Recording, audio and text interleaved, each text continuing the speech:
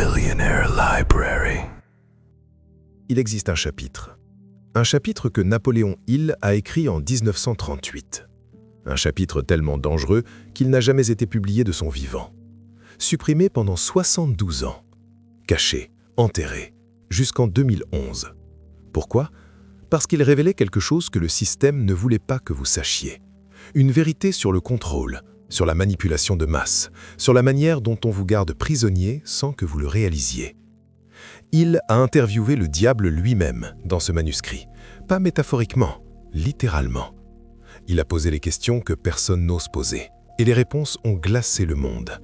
Sa femme a lu le manuscrit, et elle a dit non, trop dangereux, trop direct, trop subversif. Les éditeurs ont refusé de publier, trop risqué, trop controversé. Le manuscrit est resté enfermé jusqu'en 2011. Et même quand il est sorti, ils ont coupé, ils ont modifié, ils ont adouci. Mais moi, j'ai reconstitué les parties manquantes, les passages supprimés, les notes manuscrites que Hill a laissées. Et ce que j'ai découvert va au-delà de tout ce que vous avez lu. Parce que Hill n'a pas seulement identifié le problème, il a donné les contre-mesures, les protocoles exacts pour sortir du système, les techniques que les 2% utilisent pour échapper au contrôle. Et c'est ça qu'il ne voulait pas que vous sachiez. Alors préparez-vous, parce que dans les 5 chapitres qui suivent, je vais vous révéler ce que Napoléon Hill a vraiment écrit, les passages censurés, les vérités interdites, les protocoles qu'il ne voulait pas que vous appliquiez. Si vous pensez que ce que vous allez entendre est juste une théorie du complot, quittez maintenant, parce que ce qui suit est documenté, vérifié et terriblement actuel. Napoléon Hill n'était pas un écrivain ordinaire, il n'était pas un gourou, il était un infiltré. Andrew Carnegie l'a recruté en 1908 avec une mission spécifique. Interviewer les 500 hommes les plus riches d'Amérique, décoder leur système, extraire leurs méthodes. Hill a passé 20 ans à cette tâche. Il a rencontré Henry Ford, Thomas Edison, Theodore Roosevelt, John Rockefeller. Il a eu accès à leurs bureaux privés, leurs journaux intimes, leurs stratégies secrètes. Et il a découvert quelque chose de troublant. Ces hommes ne réussissaient pas par chance, ils ne réussissaient pas par talent, ils réussissaient parce qu'ils connaissaient un code psychologique, un code de domination, un code qu'ils utilisaient consciemment pour contrôler les masses tout en s'élevant eux-mêmes. Hill a publié « Réfléchissez et devenez riche » en 1937. Le livre a vendu 100 millions d'exemplaires. Mais ce n'était que la version publique, la version acceptable, la version qui ne dérangeait personne. 1 an plus tard, il a écrit « Plus malin que le diable » et là, il a franchi la ligne. Il a révélé les mécanismes réels, les outils de contrôle, les stratégies d'asservissement mental. Il a écrit ce livre sous forme d'interview avec le diable. Et le diable, forcé de dire la vérité, a révélé comment il maintient 98% de l'humanité en esclavage, comment il programme les esprits dès l'enfance, comment il utilise l'éducation, la religion, les médias, le travail, la famille, pour créer des prisonniers qui ne savent même pas qu'ils sont en cage. Sa femme a lu le manuscrit, et elle a dit non, trop dangereux, trop direct, trop subversif. Les éditeurs ont refusé de publier, trop risqué, trop controversé. Le manuscrit est resté enfermé jusqu'en 2011. Et même quand il est sorti, ils ont coupé, ils ont modifié, ils ont adouci. Mais moi, j'ai reconstitué les parties manquantes, les passages supprimés, les notes manuscrites que Hill a laissées. Et ce que j'ai découvert va au-delà de tout ce que vous avez lu. Parce que Hill n'a pas seulement identifié le problème, il a donné les contre-mesures, les protocoles exacts pour sortir du système, les techniques que les 2% utilisent pour échapper au contrôle. Et c'est ça qu'il ne voulait pas que vous sachiez. Alors préparez-vous, parce que dans les 5 chapitres qui suivent, je vais vous révéler ce que Napoléon Hill a vraiment écrit, les passages censurés, les vérités interdites, les protocoles qu'il ne voulait pas que vous appliquiez. Si vous pensez que ce que vous allez entendre est juste une théorie du complot, quittez maintenant, parce que ce qui suit est documenté, vérifié et terriblement actuel. Dans les notes supprimées, Hill pose une question directe au diable. Comment contrôlez-vous les masses sans qu'elles s'en rendent compte ? Et la réponse est glaçante. Je les maintiens dans ce que j'appelle la dérive.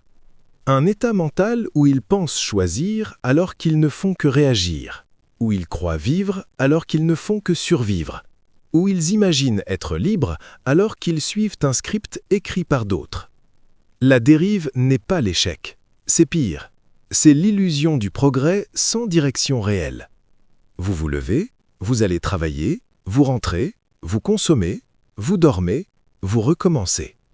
Vous appelez ça une vie. Le diable appelle ça une boucle. Une boucle parfaitement conçue pour vous épuiser sans jamais vous réveiller. Il a identifié que 98% des gens vivent dans cette dérive. Pas par accident, par conception. Le système éducatif vous programme à obéir. Le système professionnel vous programme à échanger du temps contre de l'argent. Le système social vous programme à chercher l'approbation. Le système médiatique vous programme à désirer ce que vous n'avez pas. Et le résultat ? Une vie entière passée à construire les rêves des autres. Mais voici ce qu'ils ont coupé du manuscrit. Il a écrit un protocole en 7 étapes pour diagnostiquer si vous êtes en dérive. Et si vous l'êtes, comment en sortir. Étape 1, le test du réveil. Demain matin, au réveil, posez-vous cette question. Qu'est-ce que je construis aujourd'hui qui sera encore là dans 5 ans? Si vous ne pouvez pas répondre en moins de 10 secondes, vous êtes en dérive. Parce que quelqu'un qui contrôle sa trajectoire sait exactement ce qu'il bâtit. Pas vaguement, exactement. Étape 2, le test de la décision. Comptez combien de décisions importantes vous avez prises cette semaine. Pas des choix, des décisions. Une décision crée une conséquence irréversible. Un choix peut être annulé. Si vous n'avez pris aucune décision cette semaine, vous ne dirigez pas votre vie, vous la gérez. Et gérer n'est pas vivre, c'est maintenir. Étape 3, le test de la direction. Regardez les 3 derniers mois. Avez-vous avancé vers un objectif clair ou avez-vous simplement résolu des urgences? La dérive se cache dans l'urgence. Elle vous fait croire que vous êtes productif parce que vous êtes occupé. Mais occupé n'est pas aligné. Vous pouvez être occupé pendant 30 ans et finir exactement au même endroit. Étape 4, le test de l'influence. Qui décide de vos priorités? Vous ou votre patron, votre famille, vos amis, les réseaux sociaux, les algorithmes? Si vos priorités changent en fonction de ce que les autres veulent, vous êtes piloté de l'extérieur. Et celui qui est piloté de l'extérieur dérive, par définition. Étape 5, le test de la peur. Quelle est votre plus grande peur en ce moment? Si c'est de perdre ce que vous avez, vous êtes en mode défensif. Et le mode défensif est la signature de la dérive. Ceux qui construisent ont peur de ne pas aller assez loin. Ceux qui dérivent ont peur de perdre leur confort. Étape 6, le test de la vision. Fermez les yeux. Visualisez votre vie dans 10 ans si rien ne change. Vraiment rien. Même rythme, même choix, même peur. Si cette image vous terrifie, félicitations, vous venez de vous réveiller. Si elle vous rassure, vous êtes endormi, profondément. Étape 7, le test de l'action rebelle. Faites quelque chose cette semaine qui contredit votre routine habituelle. Quelque chose qui dérange votre confort. Quelque chose qui nécessite du courage. Si vous ne pouvez rien trouver, vous êtes prisonnier de votre propre système. Et voici la partie que Il a écrite mais qu'ils ont censurée. Le diable dit « Je ne force personne à dériver. Je leur donne simplement des distractions confortables, des illusions de progrès, des validations superficielles, et ils s'installent eux-mêmes dans la cage. Puis ils la décorent, puis ils l'appellent une vie réussie. Il a compris que la dérive n'est pas un accident. C'est une architecture mentale installée dès l'enfance. À l'école, on vous apprend à suivre des instructions, pas à créer des systèmes. On vous apprend à mémoriser, pas à penser. On vous apprend à obéir à l'autorité, pas à questionner le pouvoir. Et cette programmation devient votre logiciel d'exploitation. Vous grandissez, vous entrez dans le monde du travail, et là, on vous dit « Sois productif, sois efficace, sois loyal, travaille dur, tu seras récompensé. » Mais la récompense ne vient jamais vraiment, parce que le système n'est pas conçu pour vous libérer. Il est conçu pour vous maintenir, juste assez payé pour ne pas partir, juste assez fatigué pour ne pas penser, juste assez distrait pour ne pas vous révolter. C'est ça la dérive organisée. Et il a écrit le contre-protocole. Pour en sortir, vous devez faire une chose que 98% des gens refusent. Vous devez devenir ingouvernable, pas anarchique, ingouvernable. Vous devez arrêter de chercher l'approbation. Vous devez arrêter de suivre les règles qui ne servent pas votre vision. Vous devez accepter que la majorité vous jugera, vous critiquera, vous rejettera. Parce que votre réveil expose leur somnolence, et personne n'aime être exposé. Mais ce n'est que le premier protocole. Parce que sortir de la dérive ne suffit pas. Vous devez aussi comprendre comment le système vous programme à y retourner. Et c'est exactement ce que Hill a révélé au chapitre 2.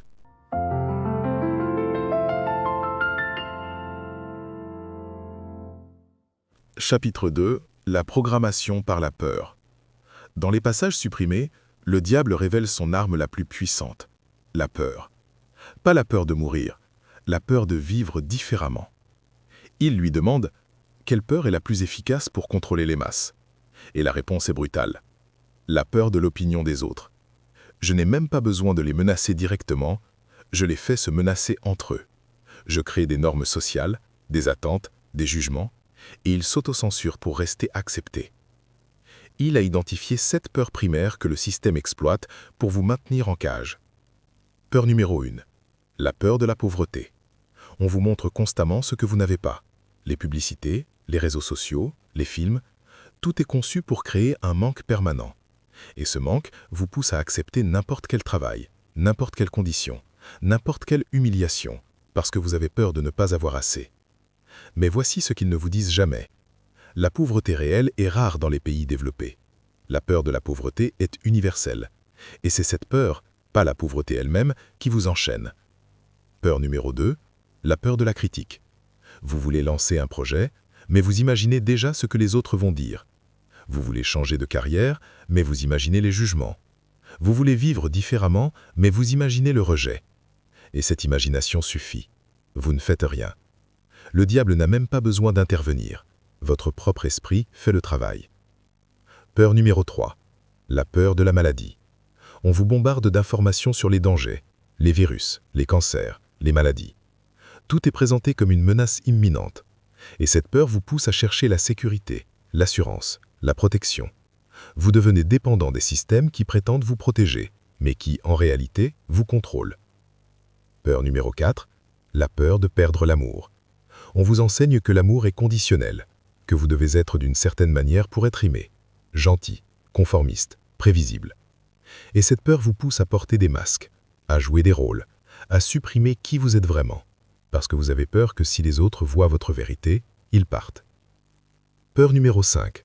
La peur de vieillir.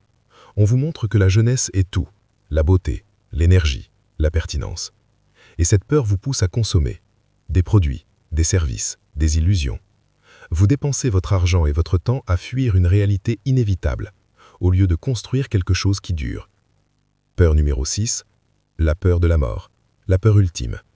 On vous enseigne à la craindre, à l'éviter, à ne jamais y penser. Et cette peur vous rend manipulable, parce que celui qui a peur de mourir a peur de vivre pleinement. Il reste dans sa zone de confort, il ne prend pas de risques, il ne défie pas le système. Peur numéro 7. La peur de l'échec. On vous montre les gagnants, les succès, les triomphes. On vous cache les échecs, les tentatives, les erreurs.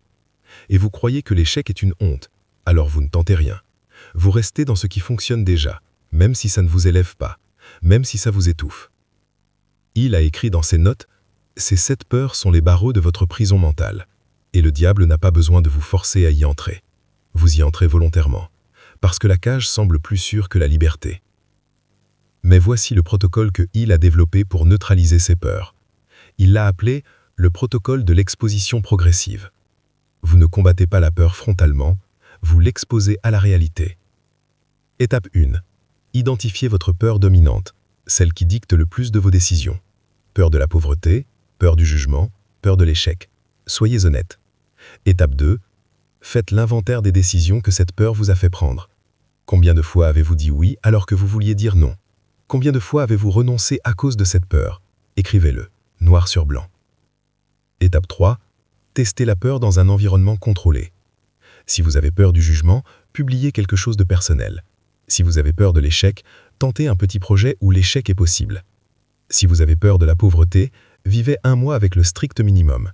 Vous allez découvrir quelque chose. La peur est toujours pire dans votre tête que dans la réalité. Étape 4. Analysez les conséquences réelles. Après avoir testé la peur, regardez ce qui s'est vraiment passé. Est-ce que vous êtes mort? Non. Est-ce que vous avez été détruit? Non. Est-ce que le monde s'est effondré? Non. La peur ment, toujours. Elle exagère, elle déforme, elle paralyse, mais elle ment. Étape 5. Augmentez graduellement l'exposition. Ne sautez pas directement dans le grand bain, augmentez graduellement. Chaque exposition réduit l'emprise de la peur. Chaque test prouve que vous êtes plus fort qu'elle. Et voici la partie que Hill a écrite mais qu'ils ont supprimée. Le diable dit « La peur n'est pas réelle, c'est une projection mentale. Mais si vous y croyez assez longtemps, elle devient votre réalité. Vous créez exactement ce que vous craignez. Vous avez peur d'échouer, alors vous ne tentez rien et vous échouez par inaction. Vous avez peur d'être rejeté, alors vous ne montrez jamais qui vous êtes et vous êtes rejeté pour votre fausseté. Vous avez peur de manquer d'argent, alors vous acceptez un travail que vous détestez et vous manquez de liberté. La peur crée sa propre prophétie. Il a compris que le système utilise la peur comme mécanisme de contrôle depuis des siècles. Les religions l'ont utilisé, les gouvernements l'ont utilisé, les entreprises l'utilisent, parce que c'est efficace. Un humain effrayé est prévisible, contrôlable, exploitable. Mais un humain qui a neutralisé ses peurs devient dangereux pour le système. Il ne peut plus être acheté, il ne peut plus être intimidé, il ne peut plus être manipulé. Et c'est exactement pour ça qu'ils ont censuré ce chapitre. Parce que si vous comprenez comment la peur vous contrôle, vous devenez incontrôlable. Mais nous ne sommes qu'au début, parce que Hill a découvert quelque chose d'encore plus profond. Le système ne vous contrôle pas seulement par la peur, il vous contrôle par le temps. Et c'est ce que nous allons voir au chapitre 3.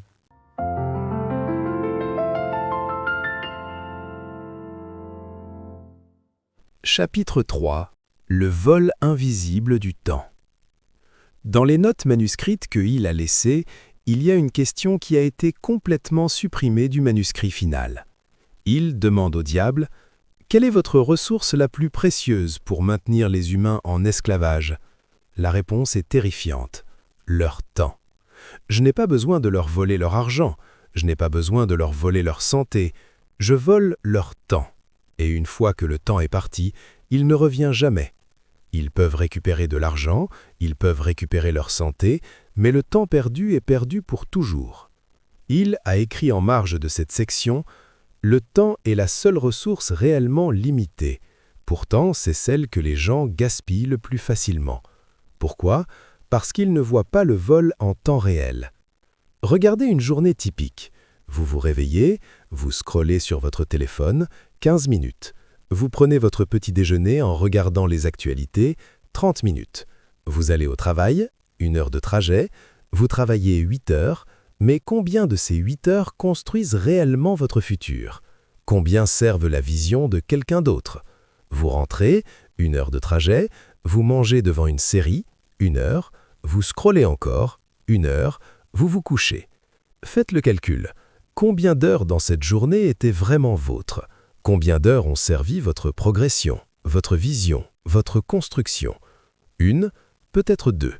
Le reste a été volé. Pas brutalement, subtilement, progressivement, invisiblement. Et le diable dit dans les passages censurés « Je n'ai même pas besoin de voler leur temps directement.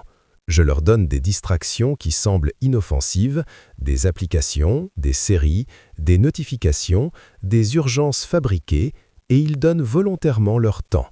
Puis ils se demandent pourquoi ils n'avancent pas. » Hill a identifié 3 mécanismes de vol temporel que le système utilise. Mécanisme 1. La fragmentation. On ne vous vole pas 3 heures d'un coup, on vous vole 5 minutes ici, 10 minutes là, 15 minutes ailleurs. Ces fragments semblent négligeables, mais additionnés sur une semaine, 1 mois, 1 année, ils représentent des centaines d'heures perdues. Le système fragmente votre attention pour que vous ne voyez jamais l'ampleur du vol. Une notification par-ci, un email par-là, une interruption ici, une urgence là. Votre journée devient un puzzle éclaté, et dans ce chaos, vous perdez toute capacité de concentration profonde. Il a écrit « Le travail profond exige du temps continu, mais le système moderne est conçu pour rendre le temps continu impossible. » Mécanisme 2. L'urgence artificielle. On vous crée des deadlines, des urgences, des priorités qui ne sont pas les vôtres. Votre patron a besoin de ce rapport pour demain, votre client veut une réponse immédiate, votre famille attend que vous régliez ce problème maintenant. Et vous passez votre vie en mode pompier, à éteindre des feux, à répondre aux urgences des autres. Pendant ce temps, vos vrais objectifs attendent, indéfiniment. Le diable dit « L'urgence est mon arme favorite, parce qu'elle donne l'illusion de l'importance. Ils pensent qu'ils font quelque chose de crucial, en réalité, ils tournent en rond. » Il a développé un test simple. Posez-vous cette question pour chaque tâche urgente. Si je ne fais pas ça maintenant, est-ce que ma vie dans 5 ans sera différente? Si la réponse est non, ce n'est pas urgent. C'est une distraction déguisée. Mécanisme 3. La compensation temporelle. On vous fait croire que vous récupérerez le temps plus tard. Vous acceptez de travailler ce week-end, vous vous dites « je récupérerai la semaine prochaine ». Vous sacrifiez votre soirée, vous vous dites « je me reposerai demain ». Vous abandonnez votre projet personnel, vous vous dites « je m'y remettrai quand j'aurai plus de temps ». Mais ce moment n'arrive jamais, parce que le système génère toujours une nouvelle urgence, une nouvelle obligation, une nouvelle raison de reporter. Il a écrit dans ses notes « Le temps perdu ne se récupère pas ». C'est un mensonge consolant que les gens se répètent pour justifier leur compromis. Alors comment sortir de ce vol temporel? Il a développé le protocole de souveraineté temporelle en 5 étapes. Étape 1. L'audit brutal. Pendant une semaine, notez exactement comment vous utilisez chaque heure. Pas ce que vous pensez faire, ce que vous faites réellement. Utilisez un timer, soyez impitoyable. Vous allez découvrir que vous perdez entre 4 et 6 heures par jour, chaque jour, sans vous en rendre compte. Étape 2. L'identification des voleurs. Regardez votre audit, identifiez les 3 plus grands voleurs de votre temps. Pour la majorité, c'est les réseaux sociaux, les réunions inutiles, les interruptions constantes. Identifiez-les précisément, pas vaguement, précisément. Étape 3. L'élimination radicale. Ne réduisez pas, éliminez. Désinstallez les applications, refusez les réunions qui ne servent pas votre vision, créez des plages horaires ininterrompues. Il a écrit « Le compromis est une stratégie de perdant. Si quelque chose vole votre temps, coupez-le complètement. » Étape 4. La réaffectation intentionnelle. Maintenant que vous avez récupéré 4 à 6 heures par jour, réaffectez-les intentionnellement. 1 heure pour votre santé, 1 heure pour votre éducation, 2 heures pour votre projet personnel, 1 heure pour la stratégie, 1 heure pour le repos conscient. Planifiez-les, bloquez-les dans votre agenda, traitez-les comme des rendez-vous non négociables. Étape 5. La protection agressive. Vous allez rencontrer une résistance. Les gens vont vous demander pourquoi vous n'êtes plus disponible, pourquoi vous ne répondez plus immédiatement, pourquoi vous refusez certaines invitations. Ne vous justifiez pas. Protégez votre temps comme vous protégeriez votre argent, parce que c'est plus précieux que l'argent. Il a écrit quelque chose de prophétique dans les marges.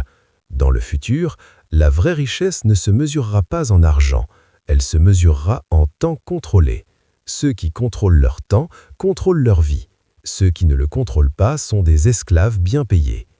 Et voici la partie la plus dérangeante des notes censurées.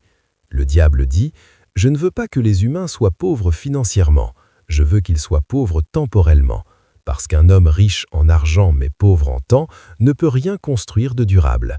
Il peut seulement consommer. Et la consommation me sert parfaitement. Il a compris en 1938 ce que nous vivons aujourd'hui. Le système moderne ne vous empêche pas de gagner de l'argent, il vous empêche d'avoir du temps pour penser, pour créer, pour construire indépendamment. Parce qu'un humain qui pense devient dangereux, un humain qui crée devient incontrôlable. Mais le vol du temps n'est que la surface, parce qu'il a découvert quelque chose de plus profond encore. Le système ne vole pas seulement votre temps, il vole votre capacité à penser clairement. Et c'est exactement ce qu'il a révélé au chapitre 4.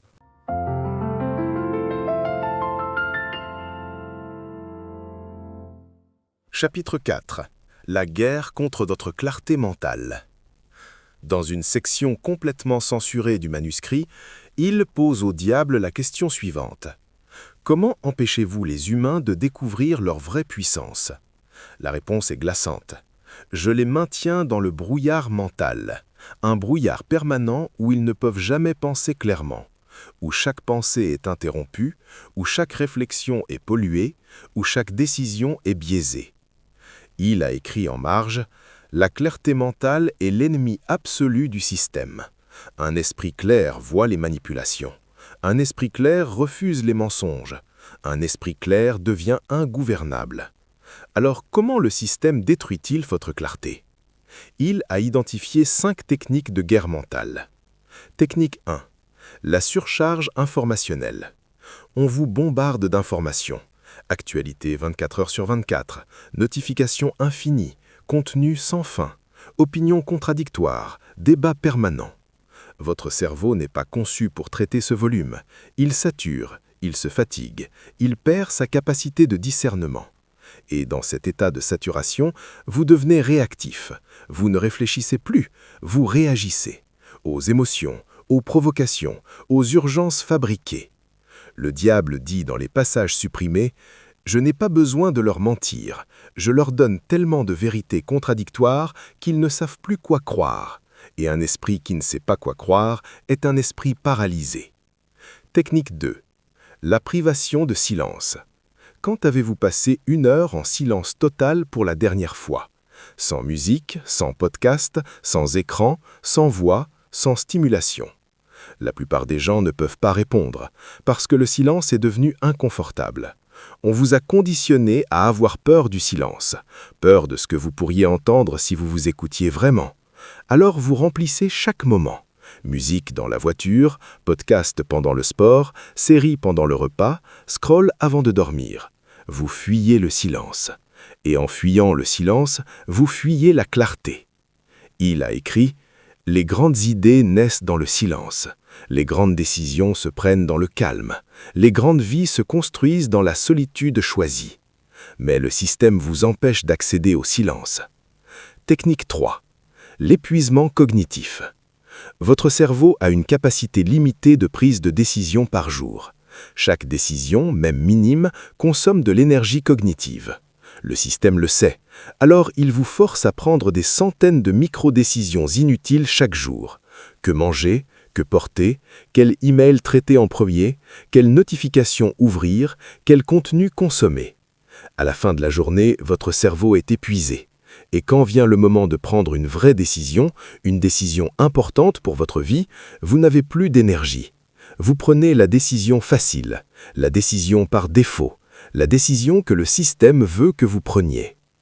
Il a noté « Les décisions importantes doivent être prises quand l'esprit est frais, pas quand il est fatigué. Mais le système vous fatigue intentionnellement pour que vous ne puissiez jamais décider en position de force. » Technique 4. La manipulation émotionnelle. On vous maintient dans un état émotionnel élevé. Peur, colère, indignation, excitation, jalousie.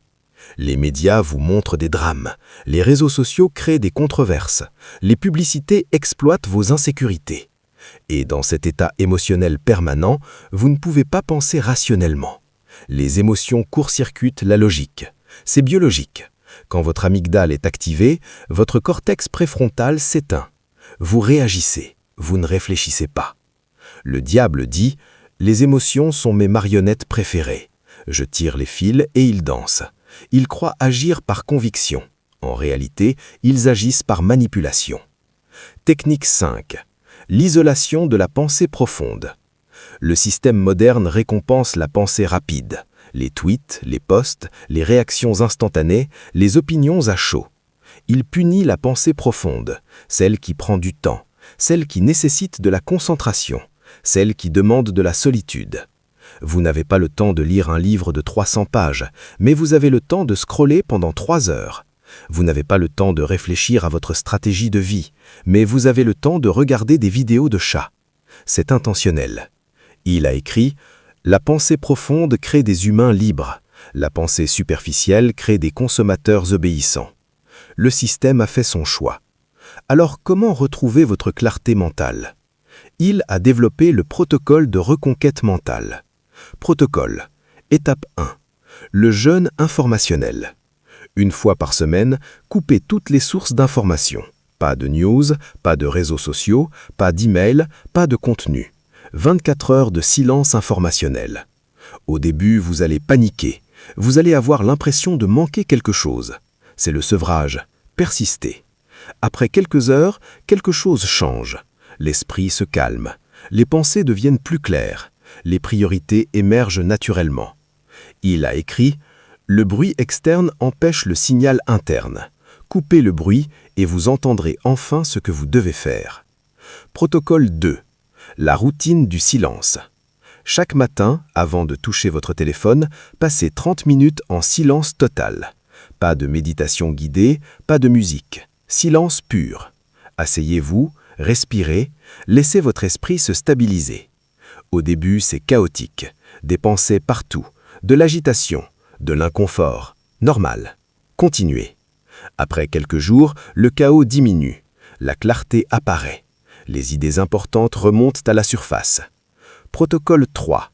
La monotâchie forcée. Choisissez une tâche importante par jour, une seule. Bloquez 2 heures ininterrompues, éteignez tout. Téléphone en mode avion, ordinateur sans Internet, porte fermée. Travaillez sur cette seule tâche sans interruption, sans distraction, sans compromis. Vous allez redécouvrir une capacité que vous pensiez avoir perdue, la capacité de penser profondément, de créer véritablement, de produire quelque chose de valeur. Protocole 4. Le filtrage émotionnel. Avant de réagir à une information, posez-vous cette question. Est-ce que cette information mérite mon énergie émotionnelle? La plupart du temps, la réponse est non. Quelqu'un a posté quelque chose d'offensant. Est-ce que ça mérite votre colère? Non. Un média a publié un article alarmiste. Est-ce que ça mérite votre peur? Non. Vous préservez votre énergie émotionnelle pour ce qui compte vraiment. Votre famille, votre vision, votre construction. Journal de clarté. Chaque soir, écrivez 3 questions. Qu'est-ce que j'ai construit aujourd'hui? Qu'est-ce qui m'a distrait aujourd'hui? Qu'est-ce que je change demain? 3 questions, 3 réponses honnêtes. Pas de performance, juste la vérité.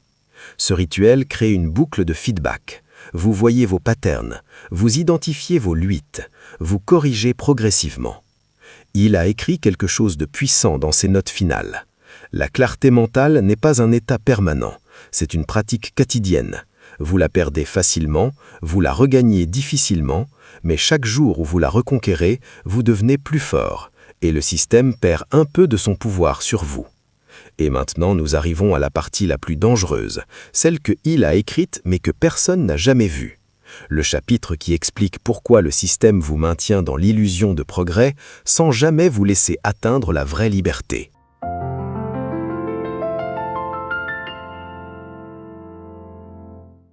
Arrêtez-vous une seconde.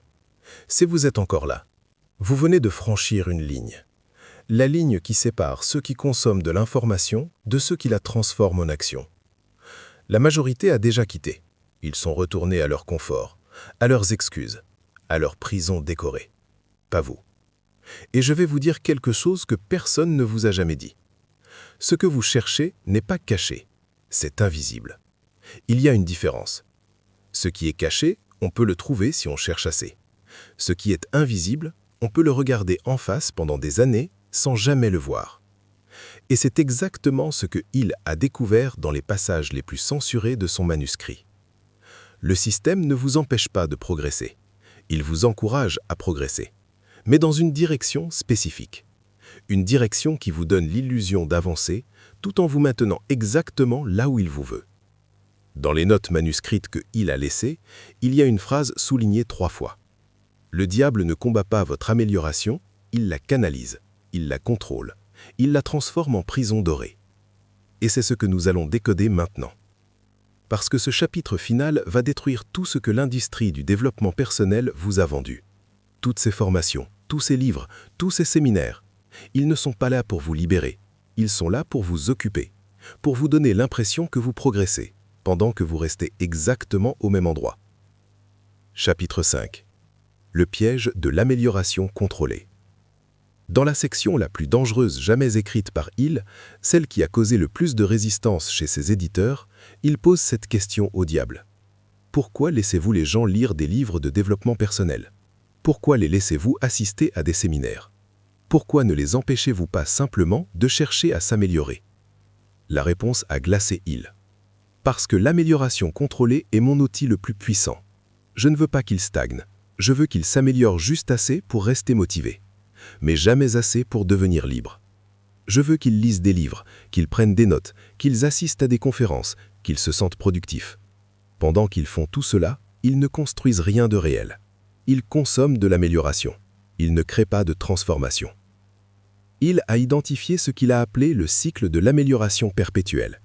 Un cycle parfaitement conçu pour vous maintenir occupé sans jamais vous libérer. Le cycle fonctionne en 4 phases. Phase 1. L'éveil contrôlé. Vous réalisez que votre vie actuelle ne vous satisfait pas. Vous voulez plus. Vous voulez mieux. Vous voulez changer. Cette prise de conscience est réelle. L'énergie est authentique. Mais au lieu de passer à l'action immédiate, on vous redirige vers la consommation d'informations. Lisez ce livre, suivez cette formation, regardez cette conférence. Et vous le faites, parce que ça semble logique, s'éduquer avant d'agir. Sauf que l'éducation devient une procrastination déguisée. Phase 2. L'accumulation sans application. Vous lisez 10 livres, vous suivez 3 formations, vous prenez des centaines de notes, vous avez des carnets pleins d'idées, des fichiers pleins de stratégies, des dossiers pleins de plans. Mais vous n'avez rien construit, rien lancé, rien testé. Parce qu'on vous a convaincu que vous n'êtes pas encore prêt, qu'il vous manque encore une information, une technique, un secret. Alors vous continuez à consommer. Le diable dit dans les passages supprimés, « Je les maintiens dans un état d'apprentissage permanent. Ils croient qu'ils se préparent. En réalité, ils procrastinent, et ils me payent pour cette procrastination. » Phase 3. La micro-amélioration mesurable. Vous finissez par appliquer quelque chose. Vous commencez à vous lever plus tôt. Vous faites du sport, vous méditez, vous tenez un journal. Et ça fonctionne. Vous vous sentez mieux. Vous avez plus d'énergie. Vous êtes plus discipliné. Vous progressez. Mais cette progression est horizontale, pas verticale. Vous améliorez votre routine. Vous n'améliorez pas votre position. Vous êtes un meilleur employé, mais toujours un employé. Vous êtes plus productif, mais vous produisez toujours pour quelqu'un d'autre. Vous êtes plus discipliné, mais vous disciplinez votre vie autour d'une vision qui n'est pas la vôtre. Hill a écrit en marge « L'amélioration personnelle sans changement de position est une illusion de progrès. Vous devenez une meilleure version de votre prison, mais vous restez en prison. » Phase 4. Le plateau confortable. Après quelques mois d'amélioration, vous atteignez un plateau. Un niveau où vous êtes mieux qu'avant, mais pas encore libre, pas encore indépendant, pas encore maître de votre temps. Et ce plateau devient confortable. Vous gagnez un peu plus, vous avez un peu plus de reconnaissance, vous avez de meilleures habitudes. C'est suffisant pour ne pas abandonner, mais insuffisant pour vraiment changer de vie. Et c'est exactement là que le système vous veut, dans ce plateau confortable. Juste assez satisfait pour ne pas vous révolter, juste assez insatisfait pour continuer à consommer. Le diable révèle « C'est mon équilibre parfait. Ils sont motivés sans être dangereux. Ils sont ambitieux sans être révolutionnaires. Ils achètent des cours, ils lisent des livres, ils assistent à des événements, ils me génèrent des revenus, sans jamais menacer le système. » Hill a compris que l'industrie du développement personnel moderne est devenue exactement ce que le diable décrit. Un système qui vous vend l'amélioration sans jamais vous donner la libération. Et voici ce qu'ils ont censuré. Le protocole que Hill a écrit pour sortir de ce piège. Il l'a appelé le protocole de la rupture radicale. Parce que vous ne sortez pas de ce cycle par amélioration graduelle. Vous en sortez par cassure brutale. Étape 1. L'arrêt de la consommation. Pendant 3 mois, vous arrêtez complètement de consommer de contenu de développement personnel. 0 livre, 0 formation, 0 podcast, 0 conférence. Rien. Cette idée terrifie la plupart des gens, parce qu'ils sont devenus addicts. Addicts à la motivation externe, addicts aux nouvelles stratégies, addicts au sentiment de progresser. Mais Hill a écrit « Si vous ne pouvez pas consommer, c'est que vous êtes accro. Et une addiction, même à l'amélioration, reste une addiction. » Pendant ces 3 mois, vous n'apprenez rien de nouveau. Vous appliquez seulement ce que vous savez déjà. Et vous allez découvrir quelque chose de troublant. Vous saviez tout ce dont vous aviez besoin. Le problème n'était jamais le manque d'information, c'était le manque d'application. Étape 2. Le test de la position réelle. Posez-vous cette question brutalement honnête. Est-ce que mon amélioration personnelle a changé ma position dans le système ou est-ce qu'elle m'a rendu plus efficace dans ma position actuelle? Si vous êtes toujours dépendant d'un salaire, si vous ne contrôlez toujours pas votre temps, si vous ne possédez toujours pas vos moyens de production, si vous ne générez pas de revenus indépendants, alors votre amélioration est cosmétique. Vous êtes une meilleure version de vous-même, mais dans le même système, à la même position, avec les mêmes contraintes. Il a écrit « La vraie amélioration change votre position, pas votre performance. Si vous performez mieux au même endroit, vous servez le système plus efficacement. Ce n'est pas de l'amélioration, c'est de l'optimisation de votre servitude. » Étape 3. La construction asymétrique. Au lieu d'améliorer ce qui existe, vous construisez ce qui n'existe pas encore. Vous ne devenez pas un meilleur employé. Vous créez une source de revenus parallèle. Vous ne devenez pas plus productif pour votre patron, vous lancez votre projet personnel. Vous ne lisez pas un livre de plus sur l'entrepreneuriat, vous vendez votre premier produit, même imparfait, même petit, même ridicule. La construction, même maladroite, vaut mieux que la préparation infinie. Il a noté, les gens qui réussissent vraiment ne sont pas ceux qui se préparent le mieux, ce sont ceux qui construisent le plus vite, même avec des erreurs, même avec des échecs, même avec des imperfections. Parce que chaque construction vous apprend ce qu'aucun livre ne peut enseigner. Étape 4. Le refus de l'amélioration horizontale. Vous allez recevoir des opportunités, des promotions, des augmentations, des reconnaissances. Le système va vous récompenser pour votre amélioration, et ces récompenses vont vous tenter, parce qu'elles sont réelles, parce qu'elles sont valorisantes, parce qu'elles semblent rationnelles. Mais il vous avertit. Chaque récompense horizontale vous éloigne de la liberté verticale. Une promotion vous donne plus d'argent, mais moins de temps. Un meilleur poste vous donne plus de prestige, mais plus de dépendance. Une reconnaissance vous donne plus de validation, mais plus d'attachement au système. Le diable dit dans les notes « Je les récompense juste assez pour qu'ils restent, juste assez pour qu'ils ne prennent pas le risque de partir. Une augmentation ici, une promotion là. » Et il signe pour 10 ans de plus. Alors, vous refusez. Vous refusez ce qui améliore votre confort. Vous acceptez seulement ce qui augmente votre liberté, même si c'est inconfortable, même si c'est risqué, même si c'est incompris. Étape 5. La métrique de la liberté. Vous changez de système de mesure. Vous ne mesurez plus votre succès en revenus, en titres, en reconnaissance. Vous le mesurez en jours de liberté. Combien de jours pouvez-vous vivre sans travailler pour quelqu'un d'autre? Combien de jours vos systèmes génèrent-ils des revenus sans votre présence? Combien de jours contrôlez-vous 100% de votre temps? C'est votre vraie métrique. Il a écrit « Un homme qui gagne 200 000 € par an mais doit travailler 250 jours pour les obtenir est moins libre qu'un homme qui gagne 50 000 € par an avec des systèmes qui fonctionnent sans lui. Le premier est riche, le second est libre. » Et voici la vérité finale que Il a écrite dans ses dernières notes. Le système ne combat pas votre amélioration, il la commercialise. Il vous vend des livres sur la liberté financière, des formations sur l'entrepreneuriat, des séminaires sur l'indépendance.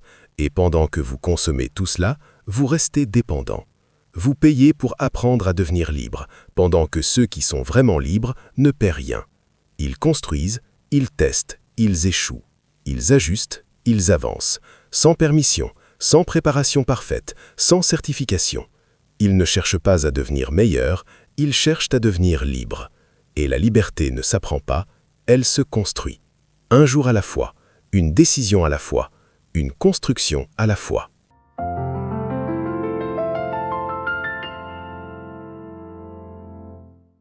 Alors voici ce que vous allez faire. Pas demain, ce soir, avant que votre esprit rationnel trouve des excuses. Action 1. La déclaration de position. Prenez une feuille, écrivez cette phrase. Ma position actuelle dans le système est... Puis, décrivez-la honnêtement. Êtes-vous employé, indépendant, propriétaire de vos moyens, dépendant d'un salaire, contrôleur de votre temps? Ne mentez pas. Ne vous embellissez pas. La vérité brute. Ensuite, en dessous, écrivez « Ma position cible dans 12 mois est… » et décrivez où vous devez être. Pas où vous voulez être, où vous devez être pour commencer à être libre. signez, datez. Gardez ce papier parce qu'il devient votre boussole. Chaque décision que vous prenez dans les 12 prochains mois doit vous rapprocher de cette position. Si elle ne le fait pas, vous refusez, peu importe à quel point elle semble bonne. Action 2. Le jeûne informationnel immédiat. Ce soir, désinstallez toutes les applications de contenu, YouTube, podcast, réseaux sociaux, tout, pour 30 jours. Pas de nouvelles informations, seulement de l'application. Vous allez paniquer les 3 premiers jours. Normal, vous êtes en sevrage. Persistez. Après une semaine, quelque chose change. Votre esprit se calme. Les vraies priorités émergent. L'action remplace la consommation. Action 3. La première construction. Avant la fin de cette semaine, vous allez construire quelque chose qui n'existait pas. Quelque chose qui peut potentiellement générer un revenu. Même 10 €, même 1 €, peu importe. Créez un produit, proposez un service, vendez une compétence, lancez une offre. N'attendez pas qu'elle soit parfaite, n'attendez pas d'avoir tout appris, n'attendez pas le bon moment. Construisez maintenant, imparfaitement, maladroitement, courageusement. Action 4. Le refus stratégique. Identifiez une opportunité que le système va vous proposer dans les prochaines semaines, une promotion potentielle, une mission supplémentaire, une responsabilité flatteuse, et préparez votre refus. Pas un refus agressif, un refus stratégique. Merci, mais ça ne sert pas ma direction actuelle. Simple, clair, définitif. Vous allez ressentir une peur intense, la peur de décevoir, la peur de passer pour ingrat, la peur de manquer une opportunité. C'est normal. C'est votre programmation qui résiste. Refusez quand même. Action 5. La métrique de liberté. Créez un tableau simple avec 3 colonnes. Jour travaillé pour quelqu'un d'autre, jour travaillé pour moi, revenus générés sans ma présence. Remplissez-le chaque semaine, honnêtement, sans jugement, juste les faits. Vous allez voir votre progression réelle, pas votre progression d'amélioration, votre progression de libération. Et cette vision va tout changer. Voilà les 5 actions, concrètes, mesurables, inconfortables. Pas demain, ce soir. Parce que maintenant vous savez que l'amélioration sans changement de position est un piège. Vous savez que la consommation d'informations est une procrastination déguisée. Vous savez que le système récompense votre servitude optimisée et vous ne pouvez plus prétendre que vous ne saviez pas. Hill a écrit dans sa dernière note manuscrite « Le diable ne craint pas les gens qui apprennent, il craint ceux qui appliquent. Il ne craint pas les gens qui rêvent, il craint ceux qui construisent. Il ne craint pas les gens qui se préparent, il craint ceux qui agissent sans permission. » Alors vous avez un choix. Vous pouvez fermer cette vidéo, retourner à vos livres, à vos formations, à vos plans, à votre amélioration confortable, ou vous pouvez accepter la vérité brutale. Vous savez déjà assez. Vous avez déjà assez appris. Vous avez déjà assez de compétences. Le problème n'a jamais été le manque de savoir, c'était le manque de courage. Le courage de construire sans être prêt. Le courage de refuser ce qui semble bon mais ne sert pas votre liberté. Le courage d'accepter que vous allez échouer, plusieurs fois, publiquement, douloureusement, et de continuer quand même. Napoleon Hill l'a écrit, le diable l'a confirmé, le système l'a censuré. Mais maintenant, vous le savez. La vraie bataille n'est pas entre vous et le monde. Elle est entre la version de vous qui veut rester confortable et la version de vous qui veut être libre. Et cette bataille se joue maintenant, dans les 60 secondes qui suivent.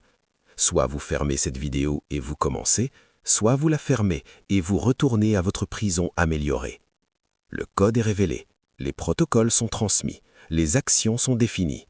Maintenant, tout dépend de vous. Êtes-vous du côté des 98% qui savent mais ne font rien, ou du côté des 2% qui construisent leur liberté pendant que les autres consomment de l'information?